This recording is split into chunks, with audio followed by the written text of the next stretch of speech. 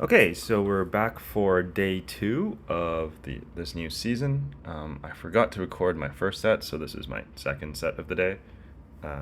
So it's I guess it would be the seventh set of the season for me. And I thought I would upload this one because, unlike my last video set, I actually lose a bunch of leads. And I get proven that wrong, that Noctowl is indeed still alive and well in the meta. I'm not sure it should be, but it is because we run into Noctowl a bunch this time. Anyway, here's an example. If you watched my last video, the last time I ran into a Noctowl lead, I swapped out of it and I lost the match. So this time I realized, okay, this is not the way to play Noctowl. This is not the way to play that matchup, and I'm going to stay in.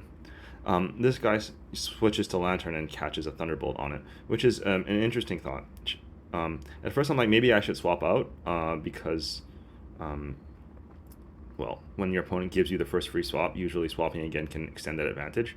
But then I realized that what I really want is I want Noctowl to line up against Walrein, and by staying in with Deoxys and potentially double shielding and winning this fight, I can ensure that. I'm also pretty sus right now that the last Pokemon is Medicham because, well, it's just like one of the most popular Pokemon sets up from last season. Like, I'm pretty sure this guy just like did not change his team from last season. He's running, super meta. He's running Lantern, Noctowl, Core, and if that's the case, it's probably Medicham in the back. And if that's the case, then I want to obviously have Sableye ready to take out Medicham. So I've been able to farm Lantern a little bit because he let two Thunderbolts in. If he hadn't, I would have had to throw Psycho Boost at the end to ensure the victory, but didn't have to. Anyway, this guy, yeah, see, it's Medicham, and he's pretty good. Like, he's caught two Thunderbolts now. He's really good at counting. And I guess if you're going to do well with, like, a super meta team when everyone is playing, you do need to be good at these little, like, small things, like catching moves and counting, not giving up free turns, that kind of stuff. But in this case, he's just entirely uncreative. And just because your team is a good scorer on PvPoke doesn't mean that it's going to actually perform well, especially since, like, everyone and their mother has seen this team before. So he's going to go down relatively easily. I think this is another one of those moments where it's like, come on, as soon as you see Walrein, you should leave. So, I don't know. He doesn't know what my third Pokemon is right now, so I guess there's still a chance that he could win in his mind. But once Walrein comes out, it's going to be pretty clear what the result of the match is. And I guess I'm staying in here kind of by default because I'm thinking I might need to catch something on Deoxys, but on hindsight, I actually didn't, so I probably could have just gone right away and not wait for the timer to go down. Anyway, at this point, he sees it's Walrein. He really should be leaving, but he's not. He just wants to play the end of the match, I suppose. So I'm thinking, okay, well, if you're going to waste my time, I'm going to BM you a little bit as well. Let's go ahead and catch your next charge move just for fun.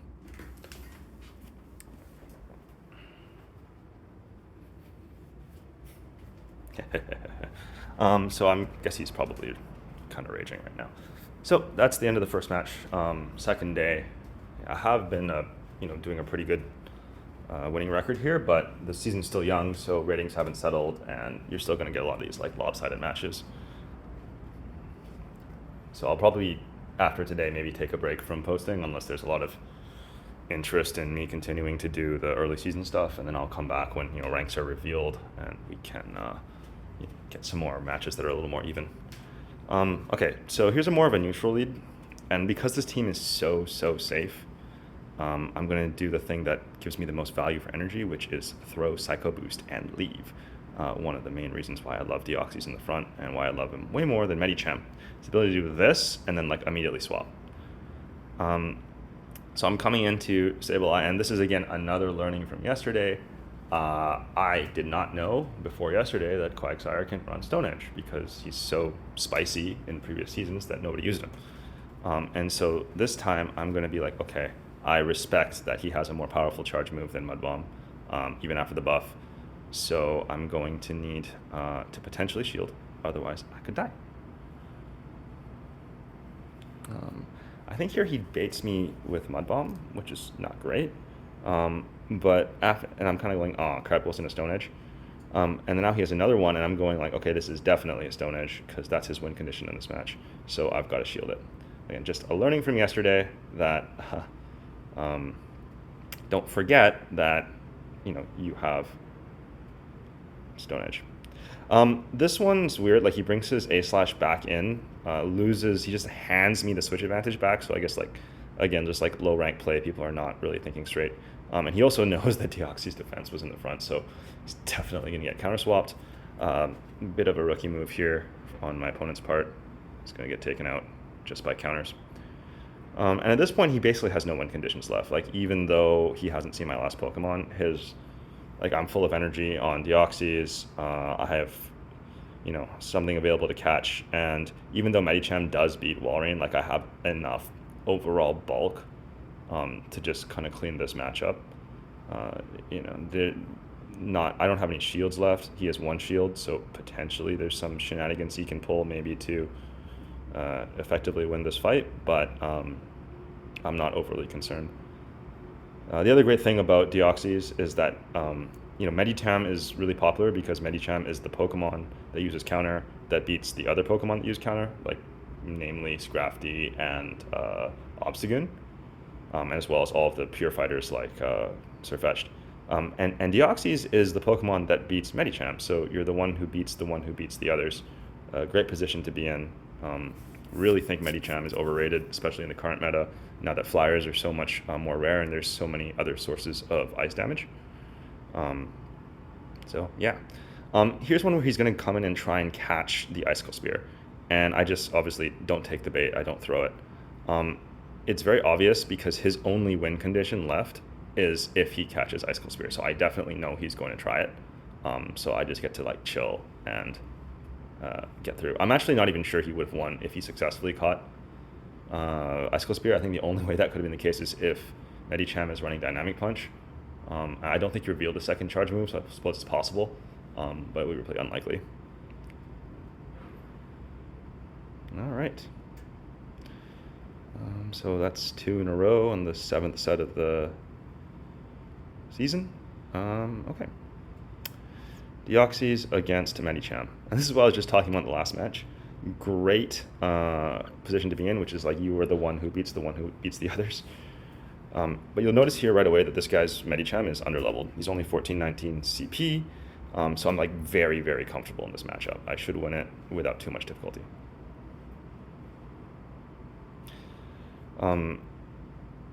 With all the ice types running around, including Alolan Ninetales, you may be tempted to run Rock Slide on your Deoxys instead of Thunderbolt. I would advise against it precisely for this matchup and also for the one against Scrafty, just so that you can continue to hit for neutral damage without having to nerf yourself with Psycho Boost. So this matchup plays pretty well, and I end up winning and taking shield advantage. So Deoxys, very comfortably beats Medicham.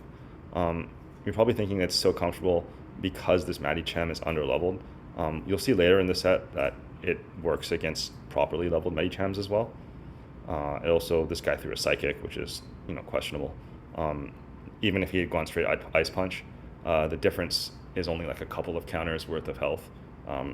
The match outcome is the same, and so he could, I guess, choose to double shield this and win the switch advantage. But my team is so safe that I'm not really afraid of that at all.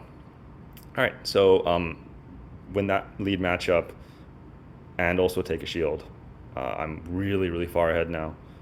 All right, the Stunfisk is going to come out, and I prefer playing Sableye against Stunfisk instead of Walrein because Walrein's weak to Stunfisk's Rock Slide.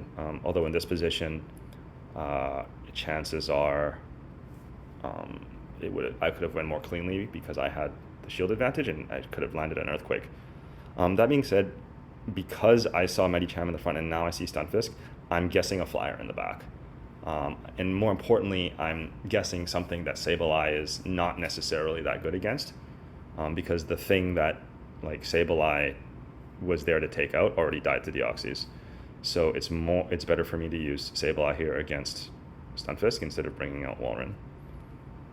Okay, so he doesn't shield, and look, it's a Noctowl. Absolutely correct. You can tell that my ranking is going up a little bit because my opponents are starting to play really, really meta teams, which sort of you're kind of in the quote unquote like try hard band. As you go up through the ranks, it's really interesting. Like when you're super low, people don't really know what to play. The teams are really random, really spicy. It can be frustrating because you're like, why did he do that? It really doesn't make any sense. And then when you kind of get into the range of people who will kind of finish the season between 2,500 and like 3,000, this is kind of what I call the try hard band. So everyone here is playing super meta teams. They're looking things up online and copying other YouTubers and stuff like that. So team diversity gets really, really bad. And what you end up seeing is a lot of people playing really meta teams and not playing them very well. And then interestingly, once you get above legend, then you come back again and you see a lot more spice, a lot more diversity, especially when you get above 3,300. Anyway, so we're another Medicham versus Deoxys lead, and this Medicham is completely fully leveled. He's 1499 CP, and this guy's not an idiot, so he's not throwing resisted moves at Deoxys. But you're going to see that even though this is true, the outcome is exactly the same as before. Like the difference is just a couple of HP on how much Deoxys has left. I think he shields this one, which is all fine, because the last thing that I can do is I can just tank this last Ice Punch, get to Psycho Boost, and still win the lead matchup while also taking a shield. So, for all you Medicham lead players out there, if you see Deoxys, you may actually consider swapping away. Deoxys does win this matchup quite comfortably.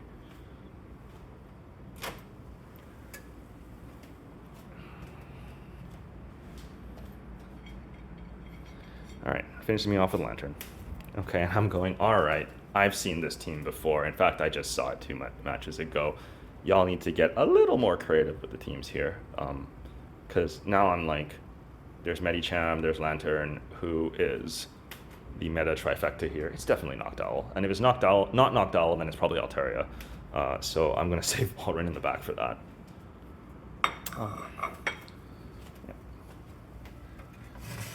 Don't underestimate Return.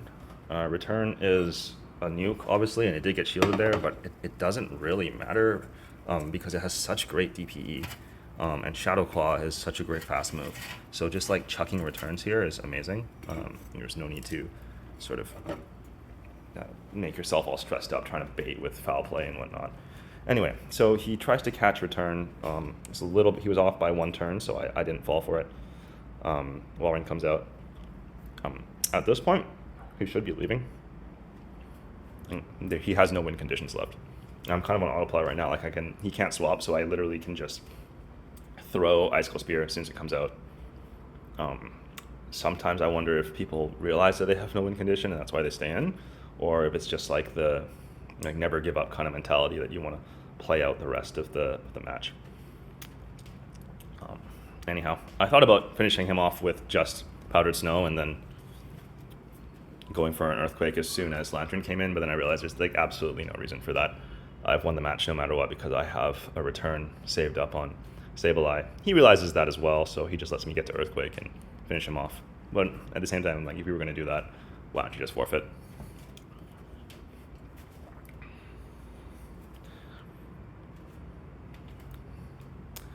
Alrighty, and another match in the bag.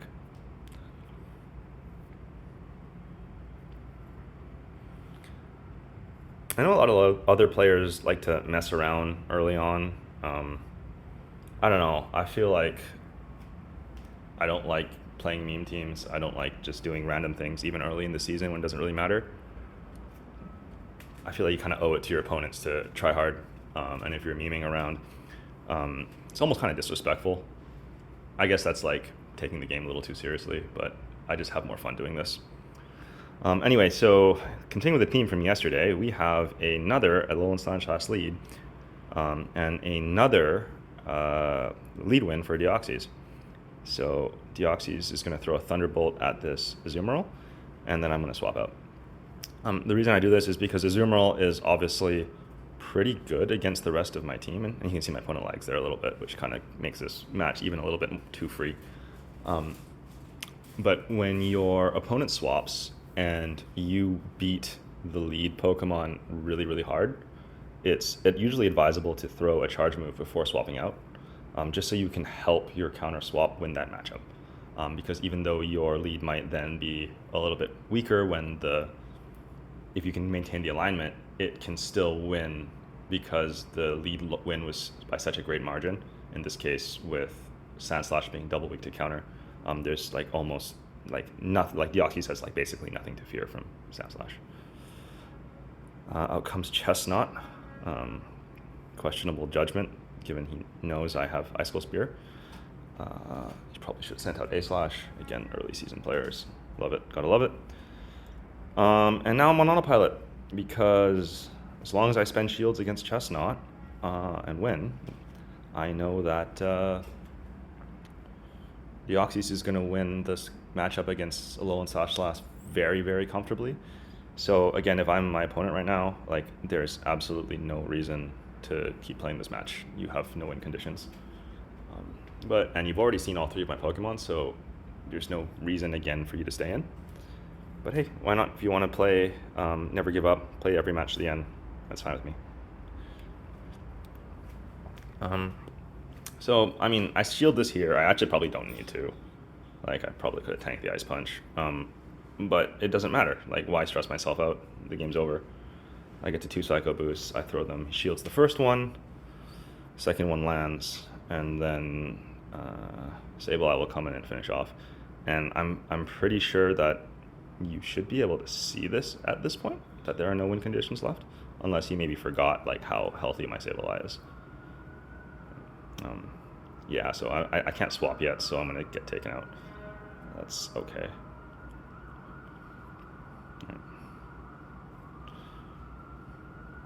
And Chestnut doesn't really have a big nuke. Like, he's got Superpower, which would be resisted to this point, and he's got Frenzy Plant, which is, you know, a great move, but nowhere near the power to like one-shot anything.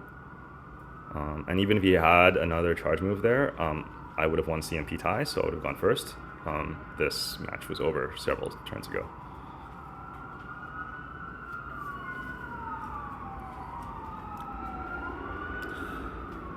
Alrighty. And that's it. Thanks, everyone. That was a 5-0 set from early in the season. Come back with some more